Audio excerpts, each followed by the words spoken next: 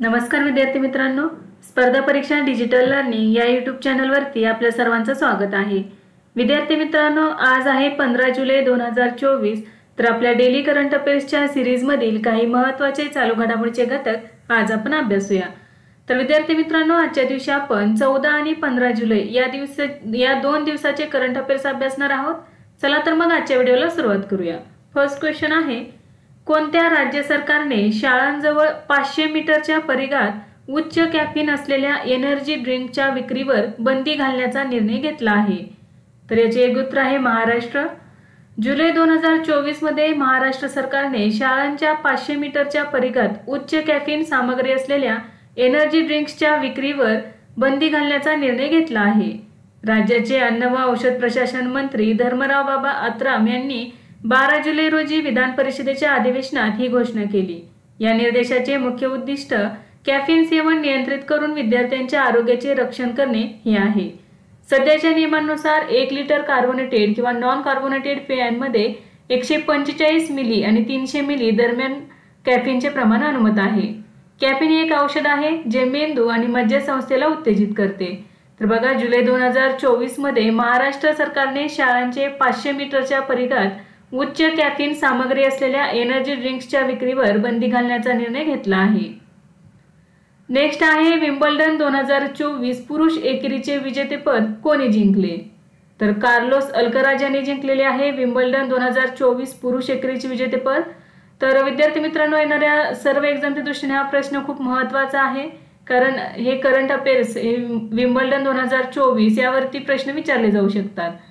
तर बघा, विम्बल्डन 2024 पुरुष एकेरीचे विजेतेपद जिंकलेले आहे स्पेनच्या कार्लोस अल्कराज याने आणि उपविजेता राहिलेला आहे सर्बिया या देशाचा नोवाक जोकोविच। तर महिला एकेरीचे विजेतेपद बार्बोरा क्रेजिको जी एक प्रजासत्ताकची खेळाडू आहे हिने जिंकलेले आहे। तर उपविजेता राहिलेली आहे जॅस्मिन पाओलिन ही इटलीची खेळाडू आहे। नेक्स्ट आहे, जगातील पहिला आवाज सहाय्यक मोशी कोणत्या देशाच्या AI कंपनीने लॉन्च केले आहे?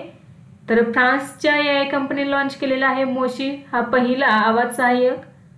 मोशी हा एक नवीन AI व्हॉइस असिस्टंट आहे जो रिअल टाइम मध्ये लोकांशी बोलू शकतो। हे फ्रेंच AI कंपनी कायतोआईने तयार केले आहे। याच्या मदतीने तुम्ही इंटरनेट शिवायही बोलू शकता। तर जगातील पहिला आवाज सहाय्यक मोशी हा फ्रान्स देशाच्या AI कंपनीने लॉन्च केले आहे। नेक्स्ट आहे, जगातील पहिले all weather indoor cricket stadium कोणत्या देशात बांधले जाणार आहे? तर याचे एक उत्तर आहे ऑस्ट्रेलिया। जगातील पहिले all weather indoor cricket stadium ऑस्ट्रेलियात बांधले जाणार आहे। यामुळे कोणतेही खराब हवामान सामन्यात अडथळा आणू शकणार नाही। हे स्टेडियम ऑस्ट्रेलियाच्या टास्मानिया बेटावर बांधले जाणार आहे। मॅक्वेरी पॉइंट स्टेडियम असे या मैदानाचे नाव आहे। तर बघा, जगातील पहिले all weather indoor cricket stadium हे ऑस्ट्रेलिया येथे बांधण्यात येणार आहे। ऑस्ट्रेलियातील टास्मानिया बेटावर बांधले जाणार आहे। या मैदानाचे नाव असणार आहे मॅक्वेरी पॉइंट स्टेडियम। त्याची आसन क्षमता 23,000 असेल। याचे मुख्य वैशिष्ट्य म्हणजे त्याचे छत हे पारदर्शक असेल ज्यामुळे मैदानात प्रकाश येत राहील। तसेच क्रिकेटचा चेंडू त्यावर आदळणार नाही अशा पद्धतीने छत तयार करण्यात येणार आहे। हे स्टेडियम 2028 पर्यंत तयार होईल। नेक्स्ट आहे, केंद्र सरकारने दरवर्षी संविधान हत्या दिवस कधी पाळण्याचा निर्णय घेतला आहे? तर 25 जून रोजी पाळण्याचा निर्णय घेतलेला आहे। केंद्र सरकारने दरवर्षी 25 जून हा दिवस संविधान हत्या दिवस म्हणून पाळण्याचा निर्णय घेतला आहे। 1975 मध्ये या दिवशी माजी पंतप्रधान इंदिरा गांधी यांनी राष्ट्रीय आणीबाणी जाहीर केली होती। आणीबाणीच्या काळात सत्तेच्या दुरुपयोगाविरुद्ध लढा देणाऱ्या सर्वांच्या स्मरणार्थ भारत सरकार 25 जून रोजी संविधान हत्या दिवस साजरा करेल। भारतातील आणीबाणी ही 25 जून 1975 पासून लागू झाली आणि 21 मार्च 1977 रोजी संपली होती। तर बघा, दरवर्षी 25 जून हा दिवस भारतामध्ये संविधान हत्या दिवस म्हणून पाळण्यात येणार आहे। नेक्स्ट आहे, कोणत्या राज्याने मधु कश्यप यांची पहिले ट्रान्सजेंडर सब इन्स्पेक्टर म्हणून नियुक्ती केली आहे? तर बिहार या राज्याने केलेली आहे। जुलै 2024 मध्ये बिहारमध्ये प्रथमच ट्रान्सजेंडर व्यक्ती मधु कश्यपची पोलीस उपनिरीक्षक म्हणून नियुक्ती करण्यात आली आहे। ट्रान्सजेंडर व्यक्तींच्या हक्कांचे संरक्षण करण्यासाठी आणि सरकारी नोकऱ्यांमध्ये त्यांचे प्रतिनिधित्व सुनिश्चित करण्यासाठी अनेक राज्यांनी पावले उचलली आहेत। तर बिहार राज्यामध्ये 3 ट्रान्सजेंडर व्यक्तींची सब इन्स्पेक्टर म्हणून नियुक्ती करण्यात आली आहे। नेक्स्ट आहे पॅरिस ऑलिम्पिक 2024 मध्ये भारतीय दलासाठी फुटवेअर भागीदार कोण असेल? तर प्युमा इंडिया बनलेला आहे फुटवेअर भागीदार. प्युमा इंडियाने भारतीय ऑलिम्पिक असोसिएशन सोबत पॅरिस ऑलिम्पिक 2024 साठी जाणाऱ्या भारतीय दलासाठी अधिकृत फुटवेअर भागीदार म्हणून भागीदारी केली आहे.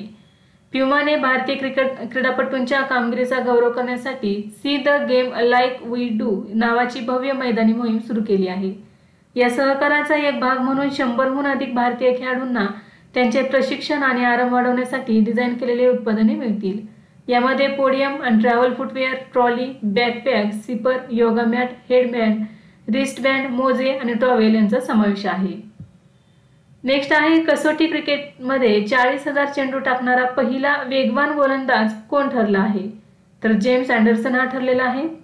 इंग्लंडचा वेगवान गोलंदाज जेम्स अँडरसनने कसोटी क्रिकेटमध्ये 40,000 चेंडू टाकण्याचा विश्वविक्रम प्रस्थापित केला आहे. जेम्स अँडरसनने वेस्ट इंडिज विरुद्धच्या कसोटी सामन्यातील दुसऱ्या डावात हा विक्रम केला. अशी कामगिरी करणारा तो जगातील चौथा तर इंग्लंडचा पहिला गोलंदाज ठरला आहे. तसेच कसोटीत 40,000 चेंडू टाकण्याचा विक्रम करणारा तो जगातील पहिला वेगवान गोलंदाज ठरला आहे. याआधी ज्या 3 गोलंदाजांनी ही कामगिरी केली होती ते सर्व फिरकीपटू होते. तर बघा कसोटी क्रिकेटमध्ये 40,000 चेंडू टाकणारे गोलंदाज कोण आहेत? पहिला आहे मुथय्या मुरलीधरन, हा श्रीलंकेचा खेळाडू आहे. तर दुसरा आहे आपल्या भारताचा अनिल कुंबळे. तिसरा आहे शेन वॉर्न, ऑस्ट्रेलियाचा खेळाडू. जेम्स अँडरसन हा इंग्लंडचा खेळाडू आहे. याने 40,000 प्लस बॉल टाकलेले आहे. तर बघा 188 कसोटी सामने खेळणारा अँडरसन हा जगातील पहिला वेगवान गोलंदाज ठरलेला आहे. तर त्याने 2 विक्रम केलेले आहेत. पहिला आहे कसोटी क्रिकेटमध्ये 40,000 चेंडू टाकणारा पहिला वेगवान गोलंदाज आणि दुसरा विक्रम केलेला आहे 188 कसोटी सामने खेळणारा जगातील पहिला वेगवान गोलंदाज. नेक्स्ट आहे इटलीमध्ये झालेल्या शॉटगन ज्युनियर विश्वचषक स्पर्धेत कांस्य पदक कोणी जिंकले? तर सबीरा हरिस हिने जिंकलेले आहे. इटलीतील पोरेपेटा येथे झालेल्या ISSF ज्युनियर विश्वचषक स्पर्धेत महिला ट्रॅप प्रकारात भारताच्या सबीरा हरिसने कांस्य पदक पटकावले आहे. तिने अंतिम फेरीत 40 पैकी 29 लक्ष्य केले आहेत. अमेरिकेच्या कॅरी गॅरिसनने 50 पैकी 40 टार्गेट शूट करून सुवर्ण पदक जिंकले. तर इटलीच्या सोफिया गोरीने 50 लक्ष्यांच्या पूर्ण कोट्यातून 39 हिटसह रौप्य पदक जिंकले आहे. तर भारताच्या सबीरा हॅरिस हिने 40 पैकी 29 टार्गेट शूट करून तिसरे स्थान किंवा कांस्य पदक जिंकलेले आहे. इंटरनेट आणि मोबाईल बँकिंगसाठी सुरक्षा वाढवण्यासाठी कोणत्या बँकेने सेफ्टी रिंग सेवा लॉन्च केली आहे? तर पंजाब नॅशनल बँकेने केलेली आहे. जुलै 2024 मध्ये पंजाब नॅशनल बँकेने सायबर फसवणुकीच्या वाढत्या संख्येला आळा म्हणून त्यांच्या इंटरनेट बँकिंग प्रणाली आणि मोबाईल बँकिंग प्रणालीमध्ये एक नवीन सुरक्षा वैशिष्ट्य सेफ्टी रिंग सादर केली आहे. ही यंत्रणा फसवणूक करणाऱ्यांद्वारे अनधिकृत प्रवेशाच्या बाबतीत संभाव्य नुकसान कमी करण्यासाठी अतिरिक्त सुरक्षा स्तर प्रदान करते. सेफ्टी रिंग हे एक पर्यायी वैशिष्ट्य आहे जे ग्राहकांना ऑनलाईन बंद केल्यावर मुदत ठेवींच्या संदर्भात दैनंदिन व्यवहार मर्यादा सेट करू देते किंवा TDSवर सेट मर्यादेपर्यंत ओव्हरड्राफ्ट सुविधा मिळवू देते. ग्राहकाने सेट केलेली मर्यादा ही एकत्रित डिजिटल चॅनलची मर्यादा असावी ज्यापर्यंत ग्राहक TD बंद करू शकतो किंवा TDवर ओव्हरड्राफ्ट सुविधेचा लाभ घेऊ शकतो. नेक्स्ट आहे विंझिझम इंटरनॅशनल ट्रान्सशिपमेंट पोर्ट कोणत्या राज्यात आहे जेथे पहिले कंटेनर जहाज आले आहे? तर केरळ या राज्यामध्ये आहे. जुलै 2024 मध्ये चीनचे सॅन फर्नांडो नावाचे मोठे मालवाहू जहाज केरळमधील नव्याने बांधण्यात आलेल्या विंझिझम आंतरराष्ट्रीय सागरी बंदरावर दाखल झाले आहे. तर भारतातील सर्वात मोठे ट्रान्सशिपमेंट बंदर विंझिझम येथे पहिले कंटेनर जहाज आले आहे.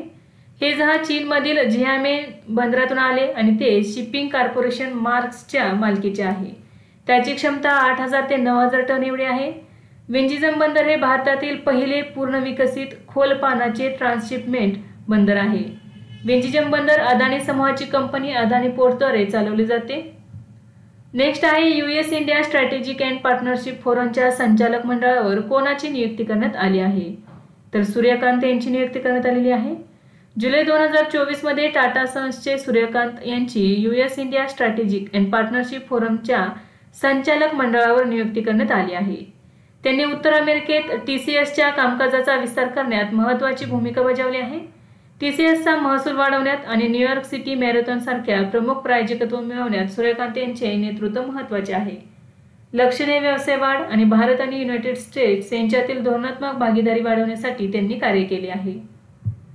नेक्स्ट आहे गीतेवर हात ठेवून शपथ घेणारी शिवानी राजा कोणत्या देशात खासदार बनली आहे? तर ब्रिटनचे खासदार बनलेले आहे.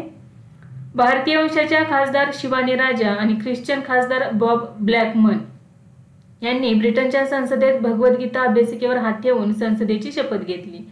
दोघेही ऋषी सुनक यांच्या कन्झर्वेटिव्ह पक्षाकडून निवडणूक जिंकलेले आहेत. ते स्वतःला हिंदू मानतात आणि हिंदू विधी पाळतात. यावेळी ब्रिटनमध्ये भारतीय वंशाच्या 107 उमेदवारांनी निवडणूक लढवली होती. त्यापैकी 29 जिंकले आहेत. बॉब ब्लॅकमन यांना 2020 मध्ये भारत सरकारने पद्मश्री पुरस्काराने सन्मानित केले आहे. नेक्स्ट आहे पंतप्रधान नरेंद्र मोदी हे गेल्या 41 वर्षात कोणत्या देशाला भेट देणारे पहिले भारतीय पंतप्रधान ठरले आहेत? तर याचे योग्य उत्तर आहे ऑस्ट्रिया. जुलै 2024 मध्ये पंतप्रधान नरेंद्र मोदी हे गेल्या 41 वर्षात ऑस्ट्रिया या देशाला भेट देणारे पहिले भारतीय पंतप्रधान ठरले आहेत. याआधी 1983 मध्ये इंदिरा गांधी अधिकृत ऑस्ट्रिया दौऱ्यावर गेल्या होत्या. ऑस्ट्रिया देशाला पहिल्यांदा पंतप्रधान पंडित नेहरूंनी भेट दिली होती. पंतप्रधान नरेंद्र मोदींचा हा अधिकृत दौरा अशा वेळी झाला आहे जेव्हा दोन्ही देश राजनैतिक संबंधांच्या स्थापनेचा 75वा वर्धापन दिन साजरा करत आहेत. म्हणजे 2024 मध्ये ऑस्ट्रिया आणि भारत हे राजनैतिक संबंधांच्या स्थापनेचा 75वा वर्धापन दिन साजरा करत आहेत. नेक्स्ट आहे नुकताच कोणत्या मंत्रालयाने परियोजना पारी सुरू केला आहे? तर सांस्कृतिक मंत्रालय. जुलै 2024 मध्ये जागतिक वारसा समितीच्या आगामी 46व्या बैठकीच्या निमित्ताने केंद्रीय सांस्कृतिक मंत्रालयाने नवी दिल्ली येथे प्रकल्प पारी म्हणजेच भारतीय सार्वजनिक कला सुरू केला आहे. नवी दिल्ली येथे 21 ते 31 जुलै 2024 दरम्यान जागतिक वारसा समितीच्या 46व्या सत्राचे आयोजन करण्यात येईल. केंद्रीय सांस्कृतिक मंत्रालयाने पारी म्हणजेच पब्लिक आर्ट ऑफ इंडिया हा प्रकल्प सुरू केला आहे. हा प्रकल्प ललित कला अकादमीने नॅशनल गॅलरी ऑफ मॉडर्न आर्टच्या सहकार्याने राबवला आहे. देशाचा समृद्ध ऐतिहासिक आणि सांस्कृतिक वारसा कला प्रकारांमध्ये प्रदर्शित करून दिल्लीचे सौंदर्य आणि सांस्कृतिक दृष्टिकोन वाढवणे हा प्रकल्पाचा उद्देश आहे. नेक्स्ट आहे अलीकडेच कोणत्या देशात समलैंगिकता हा गुन्हा घोषित करण्यात आला आहे? तर बुर्किना फासो या देशामध्ये. जुलै 2024 मध्ये बुर्किना फासोच्या लष्करी सरकारने सांगितले की त्यांनी सुधारित कौटुंबिक संहितेचा मसुदा स्वीकारला आहे जो समलैंगिकतेला गुन्हेगार ठरवतो. हा मसुदा प्रथम संसदेद्वारे कायदा करण्यासाठी आणि नंतर लष्करी प्रमुख इब्राहिम ट्रॉरे यांच्याकडून मंजूर केला जाईल. 2022 मध्ये लागोपाठ 2 सत्ता पालटानंतर बुर्किना फासो हे लष्करी राजवटीत आहे. नेक्स्ट आहे CSR लीडरशिप अवॉर्ड 2024 ने कोणाला सन्मानित करण्यात आले? तर पारिजात इंडस्ट्रीज इंडिया प्रायव्हेट लिमिटेडला. पारिजात इंडस्ट्रीज इंडिया प्रायव्हेट लिमिटेडला नवी दिल्ली येथे आयोजित कृषी लीडरशिप कॉन्क्लेव्हमध्ये प्रतिष्ठित CSR लीडरशिप पुरस्कार 2024 देण्यात आला. ॲग्रिकल्चर टुडे ग्रुपने हा कार्यक्रम आयोजित केला होता. भारताचे माजी सरन्यायाधीश न्यायमूर्ती P सदाशिवम यांच्या अध्यक्षतेखालील राष्ट्रीय पुरस्कार समितीद्वारे यांची निवड करण्यात आली आहे. हा पुरस्कार पारिजात इंडस्ट्रीजच्या ग्रामीण समुदाय आणि शेतकऱ्यांसाठी अनेक प्रभावी प्रकल्पांद्वारे दिलेल्या महत्त्वपूर्ण योगदानाची दखल घेतो. पारिजात इंडस्ट्रीज प्रायव्हेट लिमिटेड ही संपूर्णपणे एकात्मिक तांत्रिक फायनल फॉर्म्युलेशन तयार करणारी ॲग्रीकेमिकल कंपनी आहे. प्रगत R&D आधारित एकात्मिक पीक संरक्षण दृष्टिकोनासह पारिजात सक्रिय घटक आणि फॉर्म्युलेशन तयार करते जे जागतिक स्तरावर आणि भारतात त्याच्या मालकीच्या ब्रँड अंतर्गत विकते. नेक्स्ट आहे बिर्लेस्टिक 2024 हा संयुक्त लष्करी सराव कोठे आयोजित करण्यात आला आहे? तर कझाकस्तान या ठिकाणी. बिर्लेस्टिक 2024 संयुक्त लष्करी सराव कझाकस्तान येथे आयोजित करण्यात आला आहे. 11 जुलै ते 17 जुलै कालावधी काय आहे बघा. 11 जुलै ते 17 जुलै या कालावधीत होणारा हा संयुक्त लष्करी सराव कॅस्पियन समुद्रातील ओयमाशा प्रशिक्षण मैदान आणि केप टोकमाक येथे आयोजित करण्यात आला आहे. हा सराव अझरबैजान, कझाकस्तान, किर्गिस्तान, ताजिकिस्तान आणि उझबेकिस्तानच्या संरक्षण मंत्रालयांमधील सहयोगी प्रयत्नांचा एक भाग आहे. नेक्स्ट आहे आंतरराष्ट्रीय मलाला दिवस कधी साजरा केला जातो? तर 12 जुलै रोजी. मलाला युसुफझईचा वाढदिवस दरवर्षी 12 जुलै रोजी आंतरराष्ट्रीय मलाला दिवस म्हणून साजरा केला जातो. 2013 मध्ये युनायटेड नेशन्सने 12 जुलै हा मलाला दिवस म्हणून नियुक्त केला ज्याने महिला शिक्षणासाठी वकिली करणाऱ्या तरुणीचा सन्मान केला. मलाला युसुफझईचा जन्म 12 जुलै 1997 रोजी पाकिस्तानातील मिंगोरा येथे झाला. डिसेंबर 2014 मध्ये ती वयाच्या 17व्या वर्षी सर्वात तरुण नोबेल शांतता पुरस्कार विजेती ठरली होती. तर बघा, आंतरराष्ट्रीय मलाला दिवस हा 12 जुलै रोजी साजरा केला जातो. नेक्स्ट आहे, कोणत्या देशाचे पंतप्रधान पुष्पकमल दहल प्रचंड हे संसदेत विश्वासदर्शक ठराव हारले आहेत? तर नेपाळ या देशाचे आहेत. जुलै 2024 मध्ये नेपाळचे पंतप्रधान पुष्पकमल दहल यांनी संसदेत विश्वासदर्शक ठराव गमावला. त्यांच्या युतीचा भागीदार कम्युनिस्ट पार्टी ऑफ नेपाळने सरकारचा पाठिंबा काढून घेतल्यानंतर कमल दहल यांच्या सरकारला बहुमत सिद्ध करावे लागले होते. उपस्थित 258 खासदारांपैकी 63 जणांनी पुष्पकमल दहल यांच्या बाजूने तर 194 जणांनी विरोधात मतदान केले. 275 सदस्यांच्या संसदेत बहुमत सिद्ध करण्यासाठी 138 मतांची आवश्यकता असते. नेपाळी काँग्रेस आणि CPN UML 88 आणि 78 जागांसह संसदेतील 2 सर्वात मोठे पक्ष सरकार स्थापन करण्यासाठी करारावर पोहोचले आहेत. Communist party of Nepal, unified Marxist Leninist चे नेते KP शर्मा ओली यांनी नेपाळचे पंतप्रधान होण्याचा दावा केलेला आहे. नेक्स्ट आहे, भारत UAE संयुक्त संरक्षण सहकार्य समितीची 12वी बैठक कोठे संपन्न झाली? तर अबुधाबी येथे. भारत UAE संयुक्त संरक्षण सहकार्य समितीची 12वी बैठक 9 जुलै 2024 रोजी अबुधाबी येथे संपन्न झाली. भारतीय शिष्टमंडळाचे नेतृत्व संयुक्त सचिव अमिताभ प्रसाद यांनी केले. तर UAE शिष्टमंडळाचे नेतृत्व brigadier general staff Jamal Ibrahim Mohammed Almazrouei यांनी केले.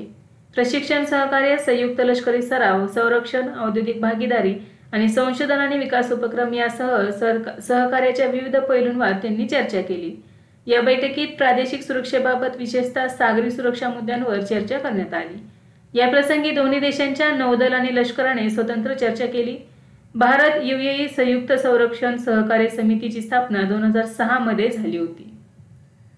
नेक्स्ट आहे, उत्तर प्रदेशचा राज्य पक्षी सारसची एकूण लोकसंख्या किती झाली आहे? तर 19,918. उत्तर प्रदेशच्या वन विभागाने जाहीर केलेल्या 2024च्या उन्हाळी गणनेच्या ताज्या आकडेवारीनुसार राज्यातील डॉल्फिन पक्षी म्हणजे सारसची एकूण लोकसंख्या 19,918 झाली आहे. गेल्या वर्षीच्या तुलनेत 396 ने वाढ झाली आहे. भारतात सारस पक्ष्यांची सर्वाधिक संख्या उत्तर प्रदेशात आढळते. नेक्स्ट आहे, कोणत्या देशातील एका रस्त्याला भारतीय वंशाच्या डॉक्टर जॉर्ज मॅथ्यू यांचे नाव देण्यात आले आहे? तर दुबई येथील. दुबईमधील अबुधाबीमधील एका रस्त्याला भारतीय वंशाचे डॉक्टर जॉर्ज मॅथ्यू यांचे नाव दिले आहे. हा सन्मान पालिका आणि परिवहन विभागाद्वारे सुरू केलेल्या ऑनरिंग UAE's विजनरीज कॉमेमोरेटिव्ह स्ट्रीट्स प्रकल्पाचा एक भाग आहे. जॉर्ज मॅथ्यू स्ट्रीट अल मार्कामधील शेख शाखबूत मेडिकल सिटीजवळ आहे. जॉर्ज मॅथ्यू यांनी UAEच्या आरोग्य सेवा क्षेत्रात भरीव योगदान दिले आहे. त्यांनी दिवंगत शेख तहनून बिन मोहम्मद बिन खलिफा अल नहयान यांच्यासह राजघराण्याची सेवा करण्याचा बहुमान मिळाला. ते मूळचे केरळमधील थुंपामोन पठानमथिट्टा येथील आहेत. कुठले आहेत बघा ते? मूळचे केरळमधील थुंपामोन पठानमथिट्टा येथील आहेत. नेक्स्ट आहे, JRSE एक्सिलरेटेड इनोव्हेशन प्रमोशन योजना म्हणजेच GAINS 2024 कोणी सुरू केली? तर संजय सेठ यांनी सुरू केलेली आहे. 10 जुलै 2024 रोजी रक्षा राज्यमंत्री संजय सेठ यांनी कोलकाता येथे Garden Reach Shipbuilders and Engineers लिमिटेडची JRSE accelerated innovation incentive scheme launch केली. ही योजना शिपयार्डशी संबंधित समस्यांवर उपाय शोधण्याचा प्रयत्न करते आणि स्वदेशी निर्मित आणि पोषण केलेल्या स्टार्टअपचा वापर करून तंत्रज्ञान विकासाला चालना देते. हे MSME आणि स्टार्टअपना पुढील तांत्रिक प्रगतीसाठी नाविन्यपूर्ण उपाय विकसित करण्यासाठी प्रोत्साहित करण्यास सक्षम करते. हा उपक्रम भारत सरकारच्या मेक इन इंडिया आणि स्टार्टअप इंडिया धोरणाशी सुसंगत आहे. नेक्स्ट आहे, पंजाबमधील पहिले प्लांट क्लिनिक आणि माती परीक्षण प्रयोगशाळा कोठे स्थापन करण्यात आली आहे? तर मोगा या ठिकाणी. पंजाबमध्ये राज्याची पहिली वनस्पती क्लिनिक आणि माती परीक्षण प्रयोगशाळा मोगा येथे स्थापन करण्यात आली आहे. हे क्लिनिक शेतकऱ्यांना मोफत माती परीक्षण आणि वनस्पती रोग निदान सेवा प्रदान करेल. नीती आयोगाच्या अनुदानाने याची स्थापना करण्यात आली आहे.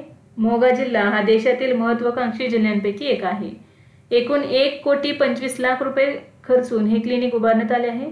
येथील नवीनतम मशीन मातीच्या नमुन्यांचे विश्लेषण करू शकते आणि पोषक घटक, pH पातळी आणि इतर मापदंडांवर तपशीलवार अहवाल देऊ शकते. नेक्स्ट आहे न्यायमूर्ती गुरमीत सिंह संधावालिया कोणत्या राज्याचे मुख्य न्यायाधीश बनले आहेत? तर मध्य प्रदेशचे. गुरमीत सिंग संधावालिया हे मध्य प्रदेश उच्च न्यायालयाचे नवे मुख्य न्यायाधीश असतील. गुरमीत सिंग यांनी मध्य प्रदेशपूर्वी पंजाब आणि हरियाणा उच्च न्यायालयाचे न्यायाधीश म्हणूनही काम केले आहे.